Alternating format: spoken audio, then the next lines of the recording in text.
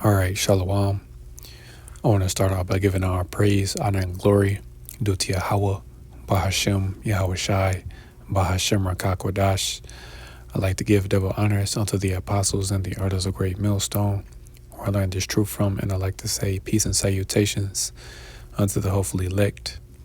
And today, I just want to go into, the 10 plagues of Egypt. Salaki, this is the brother, Yahweh from the GMS Detroit camp. And, we went over, me and, the other younger brothers, we went over, the plagues of Egypt. And it was something that was brought, to my attention, something that I didn't know. One of the other, one of the brothers, he had asked, all right, well, which plague was against, these Egyptian gods, which I didn't know, you know what I'm saying, that each plague that the Lord issued went against, particular Egyptian gods. Because as we know, the Egyptians, they have many gods, or many false gods, I rather say, that it was going into, going against, whatever particular god that they worshipped, So I came across, this website. Well, it says stat.rice.edu, but pretty much, this website pretty much shows you the particular god that the Egyptians worshipped, what their purpose was, their so-called purpose was, what they were the god of, and, the plague that the Lord sent against it. So this may be a 2-part video. So, Lord willing, this lesson is edifying and straight to the point. So I'm going to read the scriptures as well, So I'm going to start in the book of Exodus. All the plagues are from Exodus chapter 7 to Exodus chapter 11. So I'm going to start in the book of Exodus chapter 7 and verse 14. As you can see, the headline reads, "Water is turned to blood." And it says, "And the Lord said unto Moses, Pharaoh's heart is hardened. He refuseth to let the people go." Or better yet, Slakia, I'll start up, son. Really, I'll just do this. I'm going to start at verse 1 and then jump down. This is Exodus chapter 7 and verse 1. "And the Lord said unto Moses, See, I have made thee a god to Pharaoh, and Aaron thy brother shall be thy prophet. Thou shalt speak all that I command thee, and Aaron thy brother shall speak unto Pharaoh, that he send the children of Israel out of his land. And I will harden Pharaoh's heart and multiply my signs and my wonders in the land of Egypt."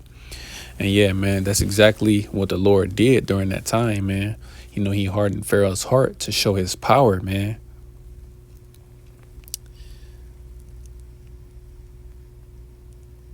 Let me see. Verse 4, it says, "But Pharaoh shall not hearken unto you, that I may lay my hand upon Egypt, and bring forth mine armies and my people, the children of Israel, out of the land of Egypt by great judgments. And the Egyptians shall know that I am the Lord, which is like it when I stretch forth mine hand upon Egypt and bring out the children of Israel from among them." And that's exactly what the Lord did, man. And that's what we're going to get into. So now jumping back to verse 14. And it says, "And the Lord said unto Moses, Pharaoh's heart is hardened. He refuseth to let the people go. Get thee unto Pharaoh in the morning. Lo, he goeth unto the water. It's like he goeth out unto the water. And thou shalt stand by the river's brink against he come. And the rod which was turned to a serpent shalt thou take in thine hand. And thou shalt say unto him, The Lord, power of the Hebrews, hath sent me unto thee, saying, Let my people go, that they may serve me in the wilderness. And behold, hitherto thou wouldest not hear. Thus saith the Lord, In this thou shalt know that I am the Lord. Behold, I will smite with the rod that is in mine hand upon the waters which are in the river, and they shall be turned to blood. And the fish that is in the river shall die, and the river shall stink, and the Egyptians shall loathe to drink the water of the river. And the Lord spake unto Moses, say unto Aaron, take thy rod and stretch out thine hand upon the waters of Egypt, upon their streams, upon their rivers, and upon their ponds, and upon all their pools of water, that they become blood, that there may be blood throughout all the land of Egypt, both in vessels of wood and vessels of stone. And Aaron did, as he was commanded, and that's exactly, and that's exactly what happened, right? So I'm going to jump a couple verses. Verse 22 says, and the Egyptians, Slakia, and the magicians of Egypt did so with their enchantments, and Pharaoh's heart was hardened, neither did he hearken unto them, as the Lord had said. And Pharaoh turned and went into his house, neither did he set his heart to this also. And all the Egyptians digged around, Slakia, digged round about the river for water to drink, for they could not drink of the water of the river. And 7 days were fulfilled after that the Lord had smitten the river, man. So let's see which one of their false gods the Lord sent this plague against, right? So the first one would be Hapi, or Happy, however you say it. We don't really care. It says this Egyptian god was a water bearer. So it says the first plague that was given to the Egyptians from Yahweh was that of turning the water to blood. As Aaron, the spokesman for Moses, touched the rod of the Lord to the Nile River, it immediately turned to blood. All the fish died, and the river stank. Partially able to duplicate this miracle, the magicians of Pharaoh also turned water into blood, leaving Pharaoh unimpressed with the great wonder from Yahweh. It says 7 days the water throughout all the land of Egypt remained in this state, unsuitable for drinking, the perfect length of time to demonstrate that the Lord was superior to all the other gods of Egypt, man. So it's telling you Yahweh Ba'Shem Yahweh Shai is superior to not only all the gods of Egypt, but all these false gods that are, in this world, man. But just focusing on Egypt, man, that says it. He's superior to all these false gods, man. So let's get into the next plague. What did the Lord do next? This is Exodus chapter 8, and it says frogs of the land. So we're going to start at verse 1. And it says, and the Lord spake unto Moses, go unto Pharaoh and say unto him, thus saith the Lord, let my people go, that they may serve me.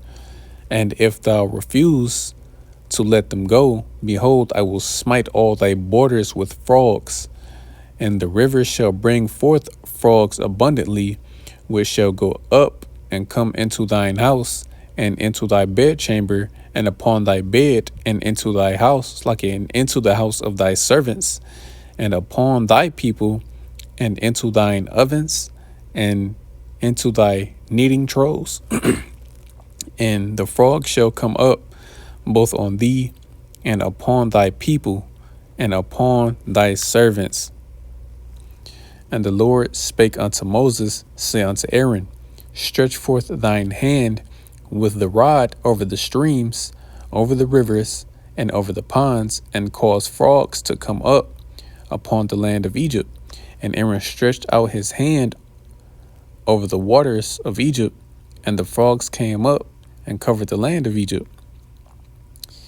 And the magicians did so with their enchantments, and brought forth, and brought up frogs upon the land of Egypt. Then Pharaoh called for Moses and Aaron and said, entreat the Lord that he may take away the frogs from me and from my people, and I will let the people go, that they may go It's like it that they may do sacrifice unto the Lord. And Moses said unto Pharaoh, glory over me, when I shall entreat thee for Slakia. When shall I entreat for thee and for thy servants and for thy people to destroy the frogs from thee and thy houses, that they may remain in the river only? And he said, tomorrow. And he said, be it according to thy word, that thou mayest know that there is none like unto our power.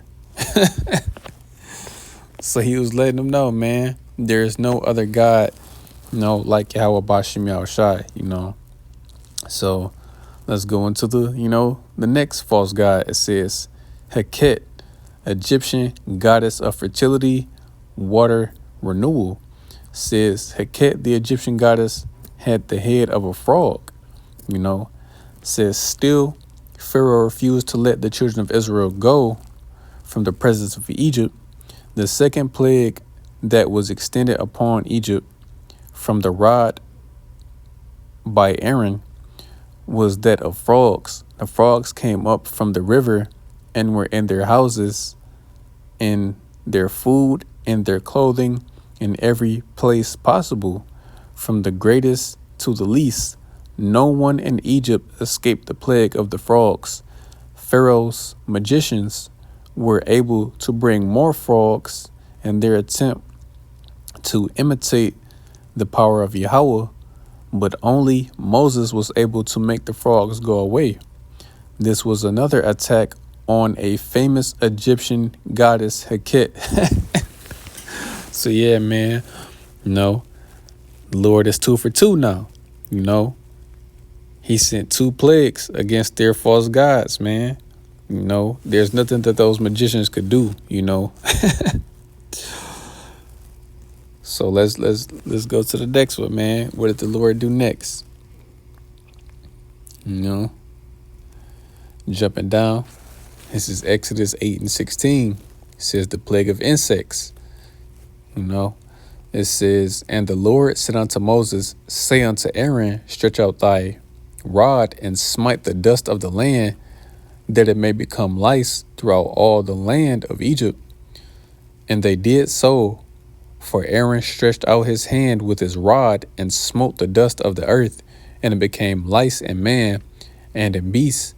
All the land, it's like all the dust of the land became lice throughout all the land of Egypt. And the magicians did so with their enchantments to bring forth lice, but they could not. So there were lice upon man and upon beasts. Then the magicians said unto Pharaoh, this is the finger of God. And Pharaoh's heart was hardened, and he hearkened not unto them, as the Lord said. So, man, his magicians couldn't do this particular, plague. And they even told him, like, man, this is pretty much the hand of God doing this, What did Pharaoh do, man? He hardened his heart. So which one of their gods did the Lord confound next? It says Geb, Egyptian god of the earth. It says the Egyptian god Geb was over the dust of the earth. And it says, still Pharaoh would not concede, even after this display of power from the Lord, or magnificent plague, he would not let them go.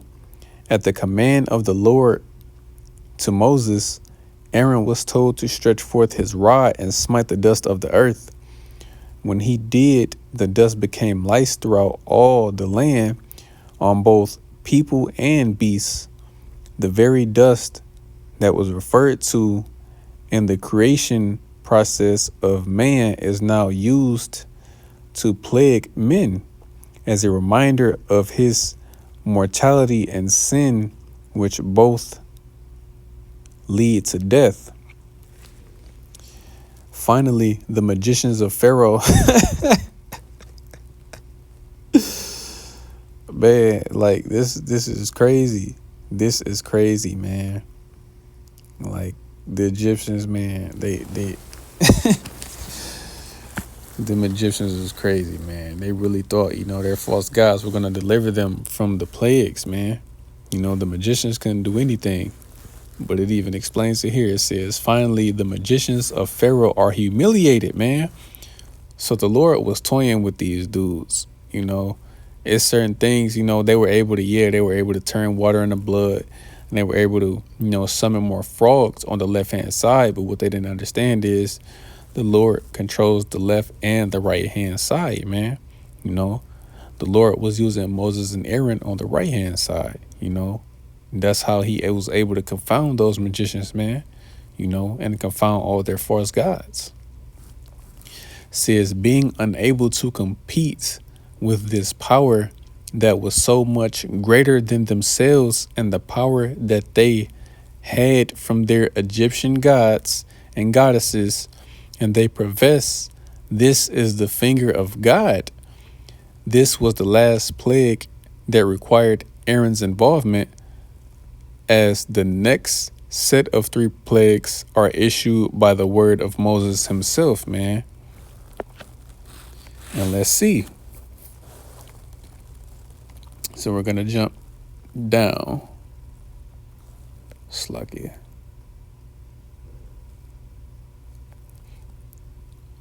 You know what? Just going to continue because it gets into it.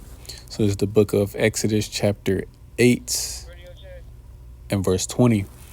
It says, and the Lord said unto Moses, rise up early in the morning and stand before Pharaoh.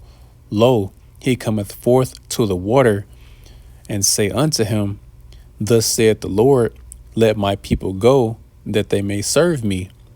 Else, if thou wilt not let my people go, behold, I will send swarms of flies upon thee, and upon thy servants, and upon thy people, and into thy houses.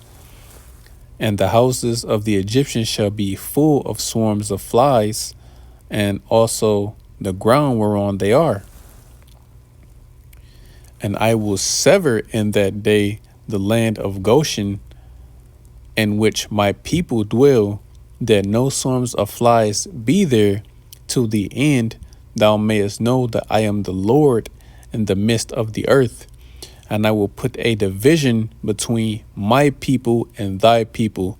Tomorrow shall this sign be. And the Lord did so, and there came a grievous swarm of flies into the house of Pharaoh, and into his servants' houses, and into all the land of Egypt. And the land was corrupted by reason of the swarm of flies. And Pharaoh called for Moses and for Aaron and said, go ye, sacrifice to your power in the land.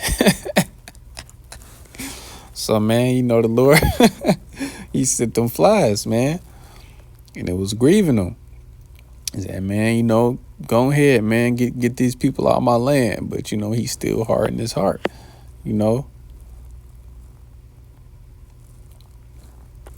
So let's get it. Which one of their false gods did the Lord confound this time? It says Capri.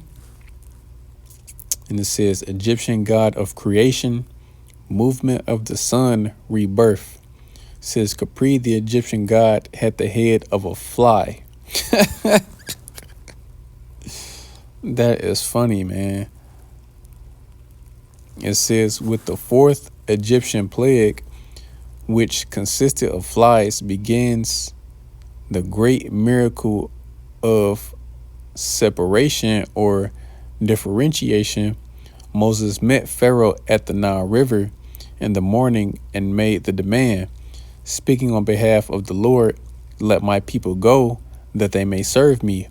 Again, Pharaoh hardened his heart and disregarded the request, resulting in a pronouncement of swarms of flies.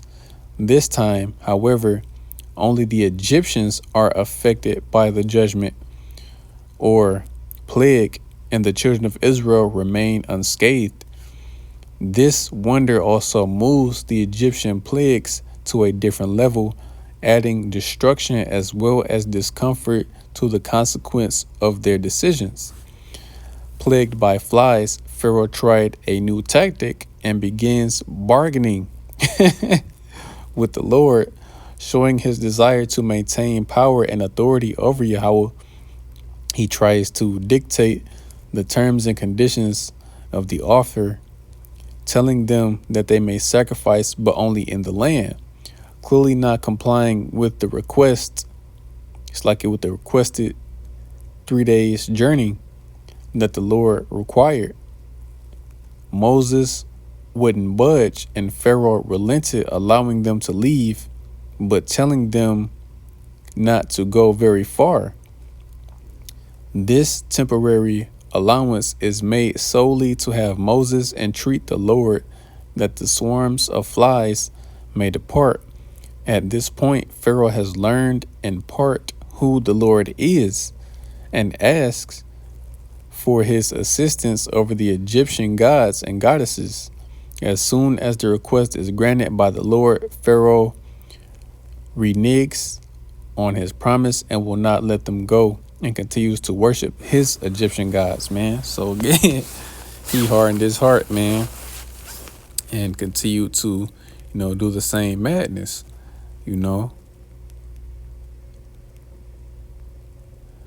So I'm gonna do this one. So I'll go slack here. I'm gonna do this next one and then I'm gonna cut it after this. This is Exodus chapter 9. And as you can see, Egyptian cattle die, says Exodus 9 and verse 1. Then the Lord said unto Moses, Go unto Pharaoh and tell him, Thus saith the Lord, power of the Hebrews, Let my people go, that they may serve me. For if thou refuse to let them go and will hold them still, behold, the hand of the Lord is upon thy cattle, which is in the field, upon the horses, upon the asses, upon the camels, upon the oxen, and upon the sheep. There shall be a grievous murrain. And yeah, man, let's see what that word murrain means.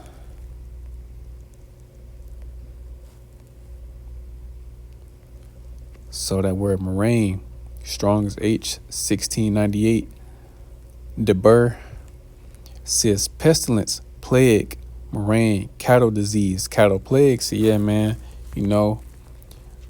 just, speculation. So pretty much, mad cow's disease, man.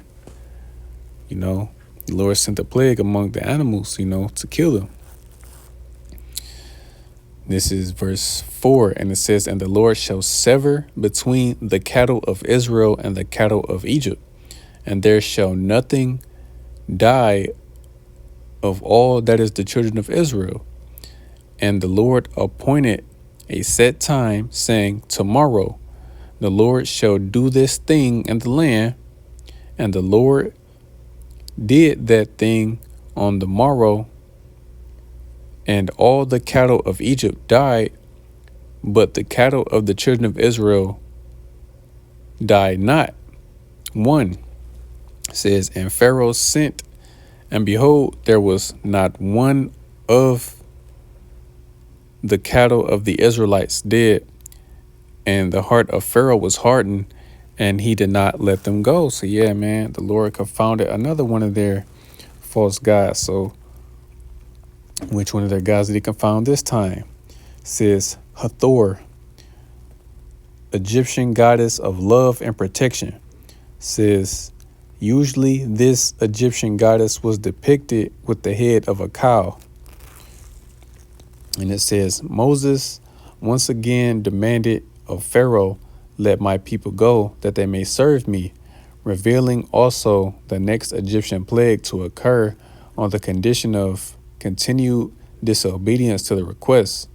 This plague was given with an advance warning, allowing a period of repentance to occur, which goes unheeded. Tomorrow, the hand of the Lord will be felt upon all the cattle and livestock of only the Egyptians, a grievous murrain. This means that disease and pestilence would fall upon their livestock with so severe a consequence as to cause them to die. This plague affected the Egyptian by creating a huge economic disaster in areas of food, transportation, military supplies, farming, and economic goods that were produced by these livestock. Still, Pharaoh's heart remained hard, and he would not listen to the Lord, but remained faith. I'm pretty sure they meant faithful to the Egyptian gods and goddesses, you know. So this was just, the first 5 plagues. I'm going to come back, with the second half, So, Lord willing, this lesson was edifying. I want to give all praise, honor, and glory due to Yahweh, Bahashem, Yahweh Shai, Bahashem Rakakwadash. I'd like to give double honors unto the apostles and the elders of Great Millstone, who I learned this truth from. And I'd like to say peace and salutations unto the hopefully elect. Till the next time I say Shalom.